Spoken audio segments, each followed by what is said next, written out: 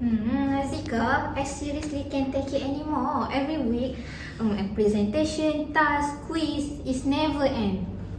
I know, right? This semester is just too much. And we are only in our first year of degree. I already feel like I need a long vacation. Meanwhile.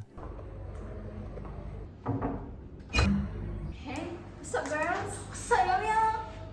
Why do you guys look like zombies? Because we are zombie. No break, no sleep, just assignment. And don't forget the activities too. I swear, I haven't had a single day of me time since the semester has started. Okay, girls, it's okay. Calm down, okay? You both really need a break. How about we watch some movies? Not a bad idea actually, but wait, why do we do something smart? We can watch a movie and at the same time we work on our performance group play assignment at the same time. Oh, that's right. That's the movie analysis project, right? Yes. Kill two birds with one stone. I like the ideas. Yeah, I remember. There are a bunch of movies that Miss Afifa gave us. Like, there are Parasite, there are Coco, Barbie, and the others. It's a horror movie.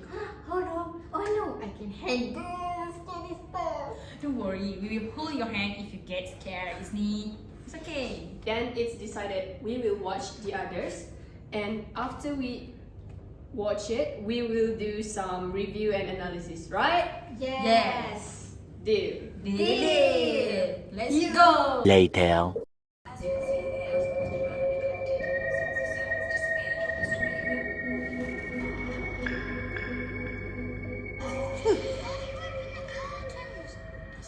Two hours later. Wait, are you kidding me right now? Grace and the kids were the ghosts the whole time. I swear my head stopped it for a second. I didn't see that coming at all. Same here. That twist was brilliant. It's so subtle. They never actually showed the ghosts because they were the ghosts the whole time. I think what makes it powerful is how the movie built that tension slowly. It wasn't loud and flash, just quick, emotional, and creepy in the best way possible. Yeah, I was expecting the usual horror, like jump scares and blood everywhere, but yeah, it's so good movie. It's like more like psychological. Yes, that's the word, psychological. It plays with your mind, you know. Like, and that's what I love. It's like this kind of horror that stay with you because it makes you think about fear, doubt, and denial. Okay, I officially forgive you for picking the movies. Hazika, it's scary but it's smart. Okay guys, so now that we have watched it, I think we all agree that this is our group's movie for the assignment. Yes. Yes. Let's make this official. Our group pick is The Others. Now we just have to break it down like real film critics. Oh great! From stress student to professional movie analyst in one night. We can do it. Okay, let's get serious. We will start with why we choose this film compared to others. Okay.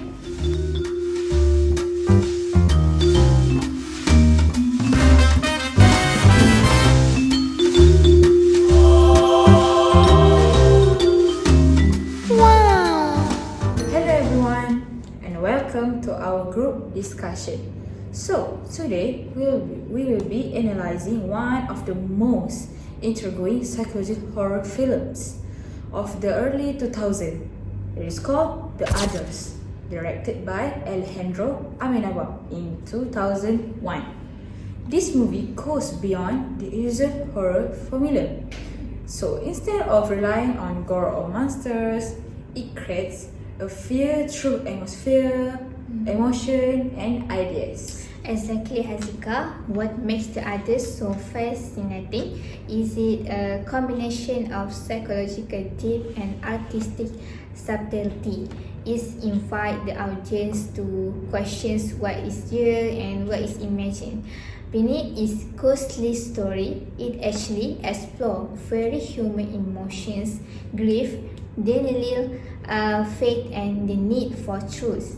That's right. So, in our discussion today, we are going to explore this film in comprehensive ways.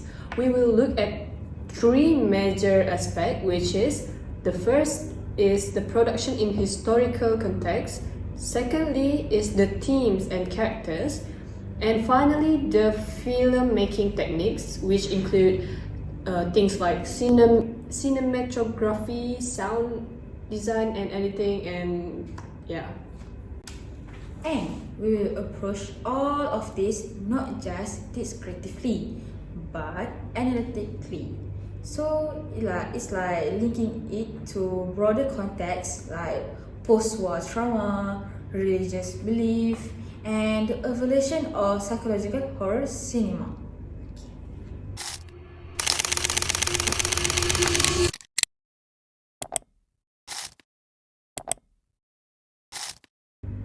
Okay, so let's begin with the productions and context of the others. The film was released in 2001, a significant period in cinema history. The late 1990s and early 2000s marked a shift from traditional horror, which focused on visible monster, to psychological horror, which explore the human mind as a true source of fear. Yes, and that's what's interesting is that the others is set in 1945, right after the World War II. So the setting itself is symbolic. It reflects a world recovering from immense trauma, a society haunted by loss, guilt, and the psychological scars of war. So the fog-covered mansion where the story takes place become a metaphor for confusion, grief, and moral uncertainty. And in many ways, Grace, the main character itself, mirrors the post-war condition. She is isolated, rigid, and desperately trying to maintain control over her environment in the house with her kids.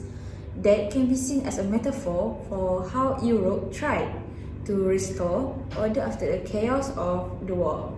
That's a very good point. Also, Alejandro Amenábar, who both directed and composed the score, says in interview that he went to create a ghost story without the ghost being the problem. He was more interested in exploring the psychological dimensions, how human emotions can be more terrifying than supernatural force. And from a production point, from the production point of view, the film was an international success. You guys know it? It was shot in Spain, even though the story is set in the British itself. The production team carefully designed the set to resemble an old Victorian house filled with dark corridors, antique furniture, and also heavy curtains that block sunlight. And this which fits the narrative perfectly. Yes, and even though the budget was relatively modest compared to Hollywood blockbusters, the film attention to detail and atmosphere made it incredibly immersive. It grossed over 200 million worldwide, proving that the intelligent horror could be both critically and commercially successful. Also, the timing of its release is interesting. It came out just before the event of 9/11, but the global mood around that time was already one of anxiety and uncertainty. Audience were thrown to story that questions the boundaries between life and death, truth and illusions. That's true. And Nicole Kidman's casting was a turning point.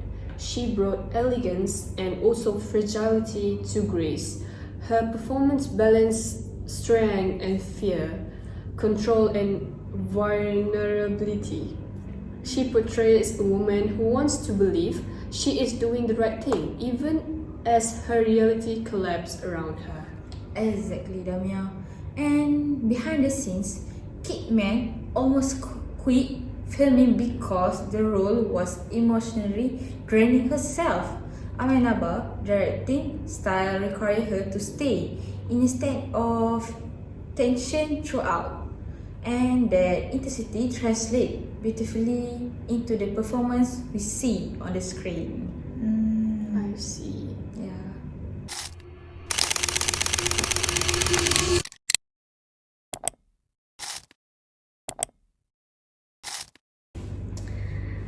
Alright, now let's move on to the thematic analysis. The artist is the field that operates on multiple thematic layers. On the surface, it's about a mother protecting her children from unseen intruders. But underneath, it's about denial, grief, faith, and the human inability to face the truth. Yes, denial and grief are at the very core of this film. Grace cannot accept that she and her children are already dead. Her entire life in the mansion is built around the illusion that they are still alive. From a psychological perspective, this reflects what Freud called a defense mechanism. It's a way for the ego to protect itself from unbearable reality. I like how you brought Fred into this, Damia, because it is true. Her strictness, her obsession with rules, her religious devotion, all of these are ways to maintain control and suppress the truth of the house and the fact that they are dead. The locked doors, the torn curtains, they all symbolize emotional repression. Exactly, and that's connect to another theme, faith versus doubt. Grace's belief in religions is absolute. She quotes the Bible, insists on prayer and discipline her children according to strict moral code. Yet, ironically, her faith become a presence that prevents her from seeing realities. That's recurring idea in many psychological horrors, the danger of certainty. When people believe too strongly in one version of truth, they lose the flexibility to question or adapt. Grace is so convinced that she's doing God's will that she refuses to acknowledge her guilt, the fact that she killed her children in a fit of despair. That reveal is so powerful because it forces the audience to reflect on how denial works in our own life itself.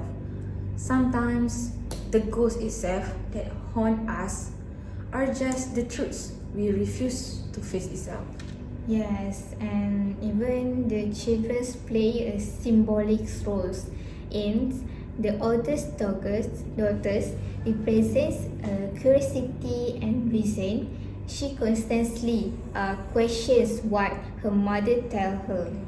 Nicholas, the younger one, represents fear and obedience. Together, they reflect the two sides of human reactions to truth, one seeking it, one avoiding it. That's true. And when we have the servants like Mrs. Mills and Mr. Tuttle and Lydia, they already know the truth but choose to help Grace find it gradually, And they're not evil ghosts, they just represent acceptance and peace, which contrasting with Grace's resistance. Yeah, it's like they are helping Grace herself. And it's beautiful how the film was symbolism to communicate all of this. The fog represent confusion, the light which Grace fears because her children are supposedly photosynthetic. It's like the children are sensitive to the lights. Actually symbolize the truth, something she's been avoiding. And when the curtains are finally open at the end, that's the moment of revelations, both literal and metaphorical. Light entered the house, and Grace finally accepts what she's become. Yeah, it is a tragic but liberating ending. Instead of being punished, Grace and her children finally find their own peace. The film turned horror into redemption, and that's what makes it unique. Yes.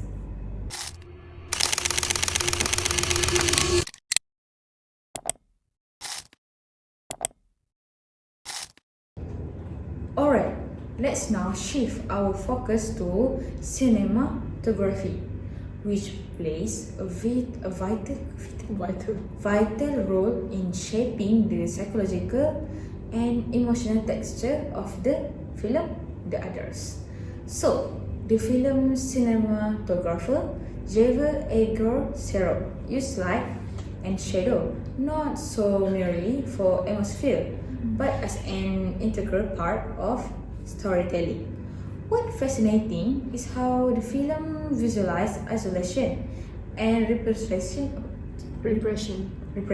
through its use of the low-key lighting and limited color palette. Don't. Why are you crying, children? What happened in this room? What did your mother do to you? Something about a pillow. Is that how she killed you? With a pillow? Yes, I find it so brilliant how the lighting itself mirrors Grace's state of mind. The entire film feels visually suffocating. The shadows dominate every frame, almost swallowing the characters. The contrast between the dimly lit interiors and the faint glow from outside suggests that truth represented by light is constantly out of reach. It's both a literal and symbolic barrier. Exactly, and the mise-en-scène, for you guys' information, mise-en-scène is a French word that they usually use in filmmaking. Okay, so back to what I said earlier, mise-en-scène contributes to this effect too. Everything within the frame, which is the heavy curtain, the antique furniture, and also the fog outside, communicates a sense of confinement. It is almost as if the house itself is a character, one that traps the family inside. Aguirre used terrestrial lighting, a technique borrowed from classic Gothic and film noir styles, to emphasize that duality of light and darkness, truth and denial. I like that observation, Dania. And I think the camera movement itself also plays into the theme. The slow tracking shot through hallways and room makes us feel as though we are drifting, almost like ghosts ourselves, like we are the ghosts. Then the way the camera glides instead of cuts abruptly give the sense of that we are intruding into Grace's fragrant reality. Like we are at the POV of Grace. Yeah. Yes, and the compositions often place Grace within tall frame or between narrow corridors. What we call framing within a frame. This technique isolates her visually, showing her entrapment in both physical and psychological space. It's subtle but powerful. And if we notice carefully, mirrors are used repeatedly throughout the film. Mirrors in the others function as reflective metaphor. They hint at the duality between life and death, reality and illusion. Every time Grace looks into a mirror, she literally facing herself but refusing to see the truth. That's the classic visual symbolism.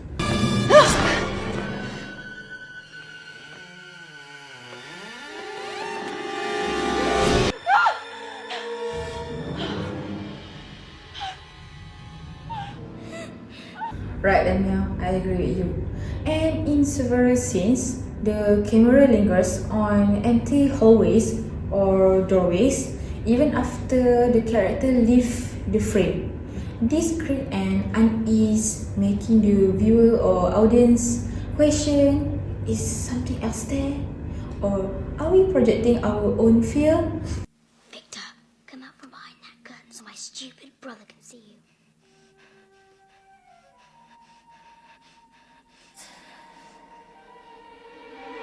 This technique aligns with Freudian uncanny theory that the fear of the familiar makes strange. Exactly, it's fascinating how the cinematography doesn't just make us see the story, it make us to feel it. The shadows become psychological space. The audience is trapped in the same darkness as Grace, both literally and metaphorically. I see.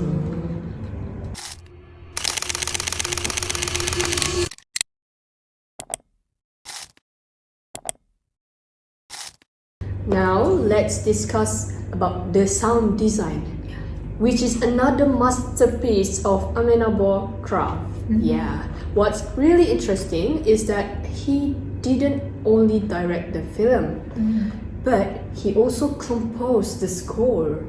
Wow.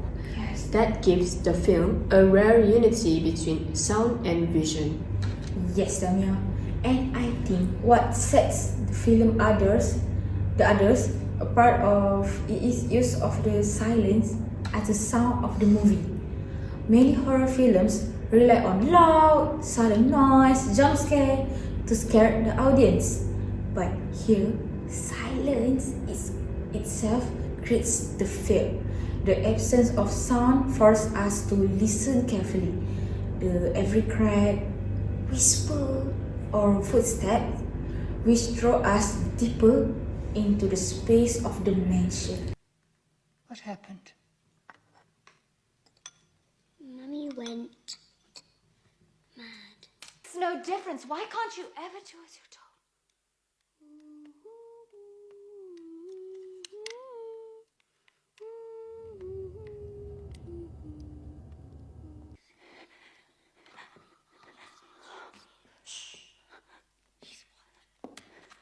Yes, that's a great point. And the ways Amenable balance diegetic and non-diegetic sound is masterful. For instance, when Grace hears the footstep upstairs or a door creak, those are diegetic. They belong to her world. But the faint musical tones that accompany her emotional breakdown are non-diegetic. They express her inner turmoil. The audience is caught between what's real and what's psychological.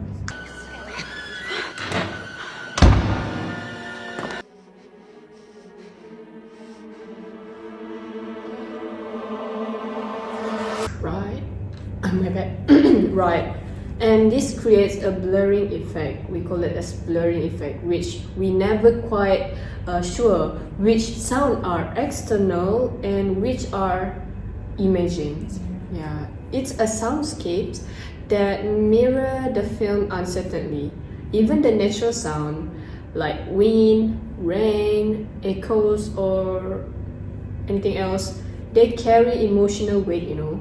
And the house breathes, it hums, it whispers. Yeah, that's true. And the use of echo and reverb is particularly haunting. The sound doesn't just travel through the house, doors. It's like it lingers around the mansion or the house, just like Grace God. It's as if like the house itself is amplifying her unresolved emotions.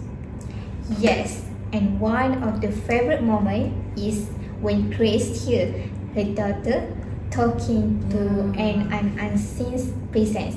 The sounds layer overlap, the voice of Anne and the old woman's, and we realize the ambiguity of perceptions that's both terrifying and intellectually stimulating. And the music, when it is there, it restrains. It is minimalistic, and almost classical in tone, using violins and low string to evoke melancholy rather than pure fear. And that restraint is what makes the few moments of tension even more effective. Exactly. Amenable trust the audience to engage psychologically, not react instinctively. This film sounds design becomes a psychological mirror. Just like you said earlier, it's like amplifying the character denials, guilt, and grief.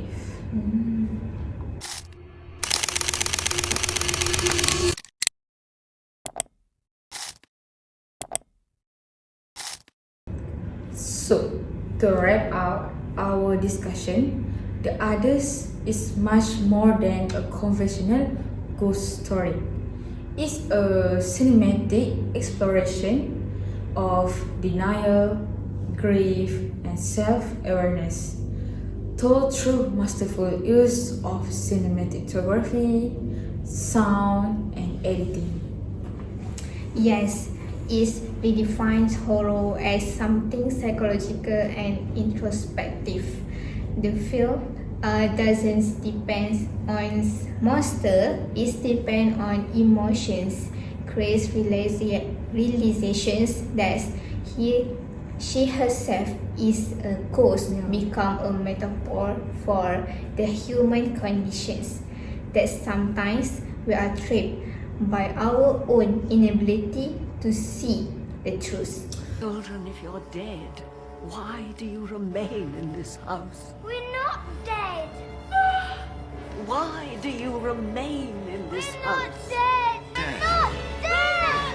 We're not dead. We're not dead. And I think that's what makes it timeless. So the movie reflects a universal theme: guilt, motherhood, fate, and the search for peace.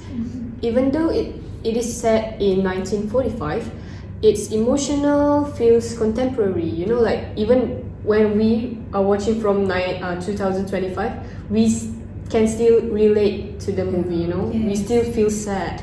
It speaks to anyone who's ever avoided facing pain. Yeah. From a film studies perspective, The Others is an excellent case of author filmmaking. Amenable controls every aspect, like direction, script, music, creating a unified vision. It's intimate yet grand, terrifying yet profoundly human. And technically, it demonstrates how visual restraints and narrative patience can create more impact than visual access. And it feels that prove the power of minimalism, like the silence, shadow, and the stillness can evoke deeper fears than any special effects. Yeah, exactly. And it is also challenge us to think, who are the others? The film turned that question back on us, the audience itself. So maybe we are the one living in denial. We refuse to confront the uncomfortable truth. Yes, this is a perfect closing thought because this film have the biggest plot twist ever. The others teach us that the scariest thing are not the ghosts, but the truths we suppress. Its brilliance lies in how it turns horror into reflection. So, 3, 4. Thank you for watching our discussion. And remember, sometimes we are the others. Thanks for watching.